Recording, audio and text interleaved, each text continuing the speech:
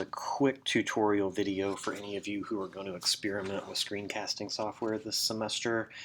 For people who aren't going to use the internal feature in the Mac OS Mojave, I wanted to show you the resource that'll probably be the best bet for you to use, which is going to be screencast-o-matic, which you can get to right here through screencast-o-matic.com.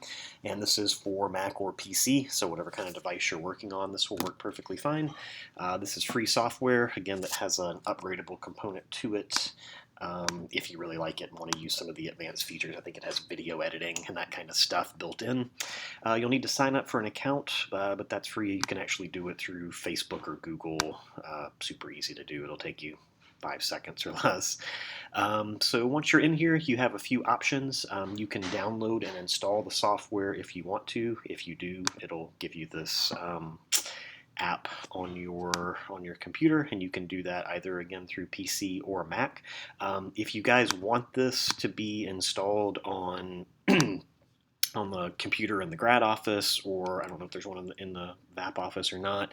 If you want that to be installed, you can get a hold of the computer tech guys, and they can install that for you in there if that's useful. I don't know if it would be or not. It may be too loud in there for you to record screencasting.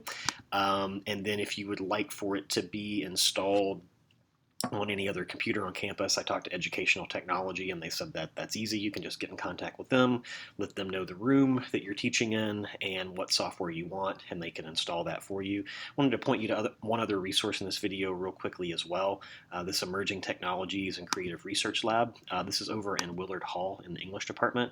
They've got a really great space over there with tons of computers, comfortable chairs, all that kind of stuff. They've even got a flight simulator if you want to play around on it, and some cool stuff with like using avatars in the classroom and stuff like that. So if you haven't been over there, you can even hold office hours over there. I've done that in the past for game studies classes that I've taught and things like that. So it's a really cool resource, and they're super, super helpful over there. Again, that's Willard Hall. I think it's on the 3rd floor over there. The other nice thing about Screencast-o-matic is that you can actually just use the recorder right off of their website. So if you don't want to install the software, or say you're working on a computer where that's just not an option for you, you can literally just click Start Recorder. I'm going to do a video inside of a video here.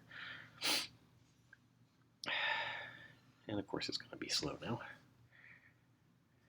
Open Screen Recorder.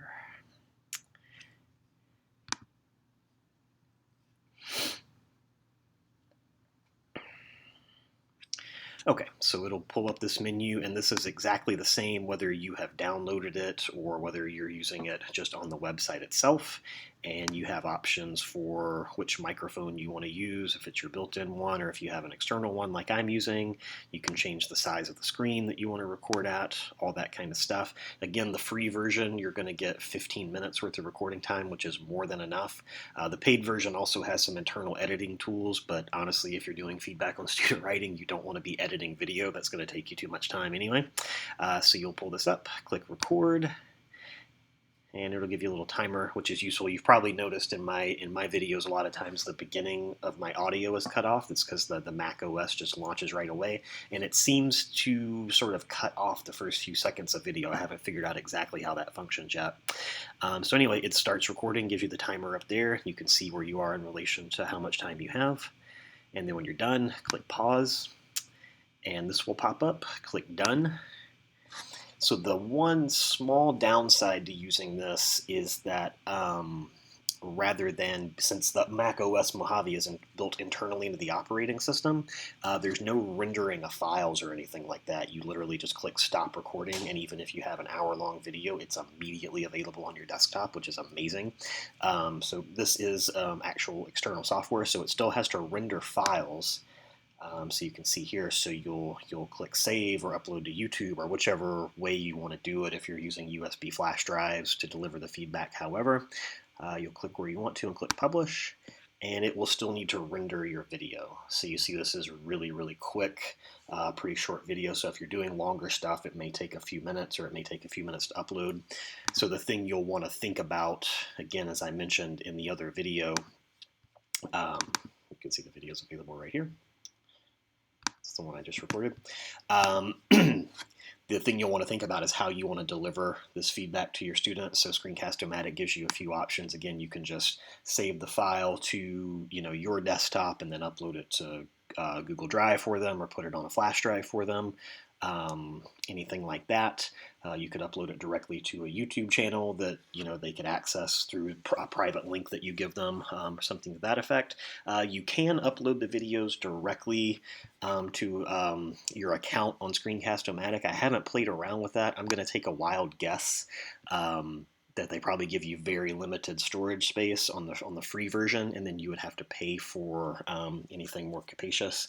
So just be aware of that. So again, screencast-o-matic is going to be your best resource if you're not using the internal stuff for the Mac, and it's really simple to get started like that. So just wanted to walk you through that for anybody who's going to be using that software, and let me know if you have questions as you get started on this. And thanks again. Bye.